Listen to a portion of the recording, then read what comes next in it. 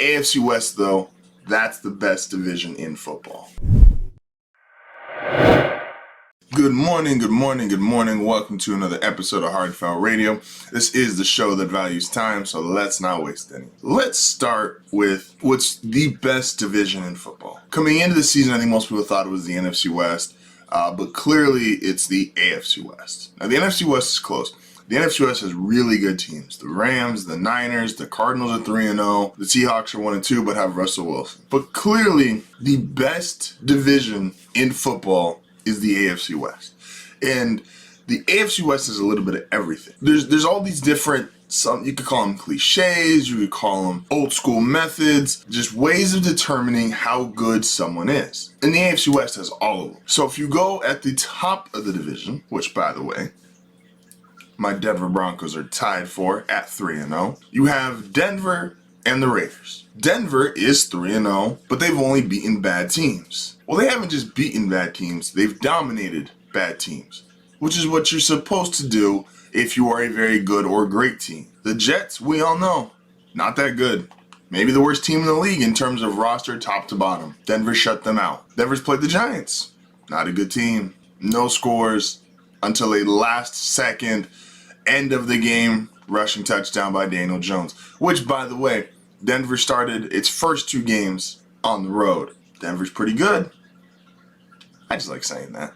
Then you have the Raiders, who are 3-0, and they've beaten teams that we think are pretty good.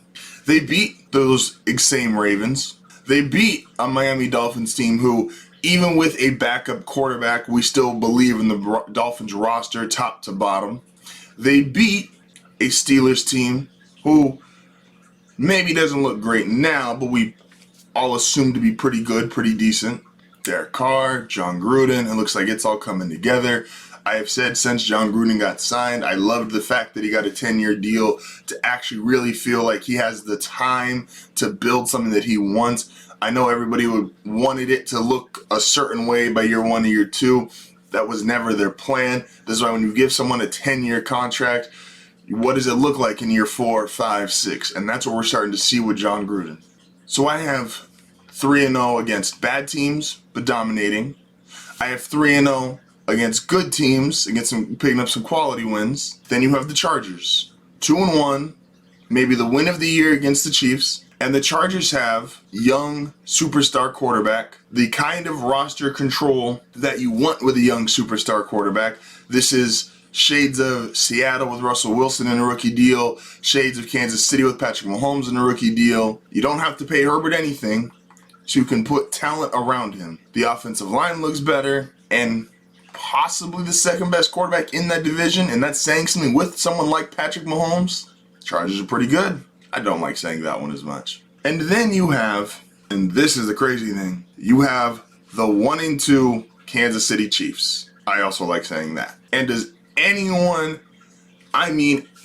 think, now we got our jokes off yesterday, but does anyone think the Chiefs still might not be the best team in that division? At 1-2, that's how good the AFC West is. Your 1-2 team is the team that's been in the Super Bowl the last 2 years, has the best player in football, has maybe the best offense in football. That's the 1-2 team in the AFC West. That's how good the AFC West is. Now the NFC West, like I said, is really good. But their teams are just, as a whole, just a little bit less than what the AFC West has right now. The Rams are 3-0, and Stafford, it looks great. And then you have the Cardinals, who are 3-0, who look exciting, but have a lot of inconsistencies. There's a lot of big plays, but not a lot of consistently playing great football for 60 minutes. The Seahawks, they're 1-2 team, but they're not as good as the Chiefs. And then the Niners, who are 2-1, but playing bad teams, but not dominating bad teams. AFC West, though, that's the best division in football. But we got to talk about those Rams. Sometimes at work, your boss will come up to you and say, hey, I need you to make this work. I need you to make this work, right? We got this project coming up. We got this deadline coming up. I need you to work with this guy and get this together and boom, make it work. Please, just make it happen. And if you're really good at what you do, you'll make it happen. Then there's things that you do at work that you want to do and you realize, hey, this can work. And if I pull this off, boom, it's going to be amazing. Sean McVay and Matt Stafford, Sean McVay wanted this. Hey, you have Jared Goff. We just spent the number 1 overall pick on him. Stan Kroenke, the owner's like, hey, I need to make this work. Sean McVay got Jared Goff to a Super Bowl. Sean McVay coached Jared Goff from what looked like a horrible first overall pick his first year into a Pro Bowl level quarterback and got him all the way to the Super Bowl. Then, didn't look good last year. And Sean McVay's looking around going, you know what? I made this work, man. But this isn't going to work forever. The Rams go out and trade for Matthew Stafford. And Sean McVay looks like he is having the time of his life with Matthew Stafford. Sean McVay looks like this is not a, hey, please make this work. He's like, no, I know this will work. You're only coming to time to me because you have a deadline to reach. You got to know this is something that's going to work now, and it's going to work later, and it's going to work as long as we can do this. Stafford looked amazing week 1, 3 touchdowns. Oh, but it was the Bears. Okay. Comes back week 2, looks good, not great. But then the game that he had to show out for, primetime game of the week, against the Tampa Bay Buccaneers, against Tom Brady, against the best offense in football, Stafford comes out, those 4 touchdowns. When guys like Deshaun Jackson and Cooper Kupp, when you see the kind of numbers they're putting up with Stafford, that's scheme, that's coaching, that's schematics. That's how you know this works. Sean McVay is having the time of his life with Matthew Stafford. This just looks like the beginning of a new relationship, and this is the puppy dog phase. Everything is working.